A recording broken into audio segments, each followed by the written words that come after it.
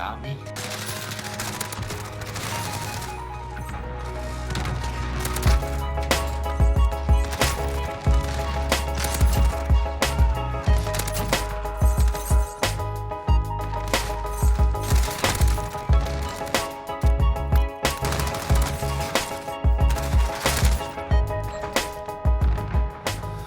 What the heck is going on, everybody? I have been playing Claw for years, since before I even knew it was a thing. So I figured I'd share some tips of mine and explain some different methods of Claw gaming that cater to different popular games. As a heads up, parts of the latter half of this video include a review of a product that I am getting paid to showcase. However, my thoughts are as unbiased as possible and I openly talk through the pros and cons of each Claw method. People often ask how long it takes to get used to Claw, and although I never had to transition to Claw myself, my educated guess is about 2 weeks of practicing and playing before your gun skill and comfort level should be at about where it was before the switch. And now, why Claw?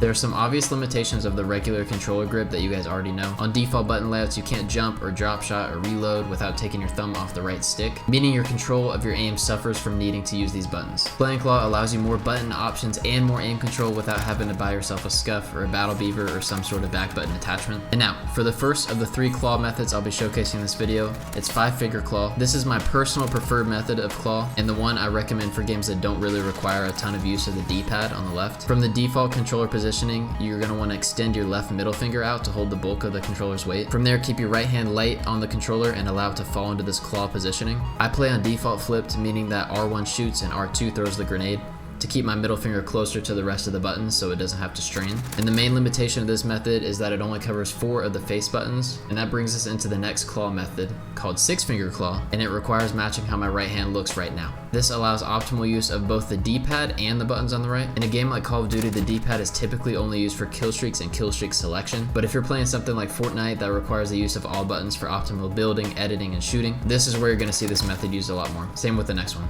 Now let's take this whole Claw thing to another level. In case you needed more fingers on the controller to become the optimal controller machine, there's 8-finger or Spider Claw. Similar to how touch typing with 10 fingers is faster and smoother on a computer keyboard, there are just more freaking fingers to do the button pressing. This makes for faster and smoother pressing if you can get used to it, obviously with one key limitation being that your poor pinkies are holding all the dang weight. But it just so happens my friend James sent me a cool product of his to try out called the James Claw Adapter. Basically what it does is distributes this weight through your ring fingers and palms, taking the tension off of the pinkies. Because I'm so dang used to 5-finger Claw, my muscle memory never really got the opportunity to catch up to 8-finger, but the adapter did make for a much more comfortable experience from trying it out. Another thing to note from my experience is that the angle of my hands made it difficult to repeatedly spam L3 like is needed in Call of Duty if you don't use automatic tactical sprint, but for those who use automatic sprint in their games, this shouldn't be an issue. And those are the 3 methods for playing Claw. Try each of them out, see which one works best for your comfort level and what game you're grinding, and check the description for the James Claw adapter if Spider Claw is something that best suits your needs. I hope you guys enjoyed, and I will catch you in the next one.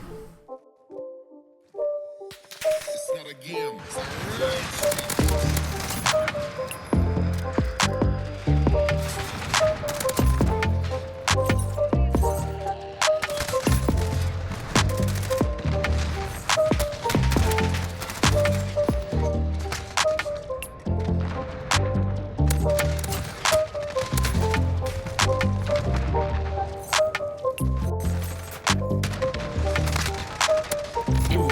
Colin going off.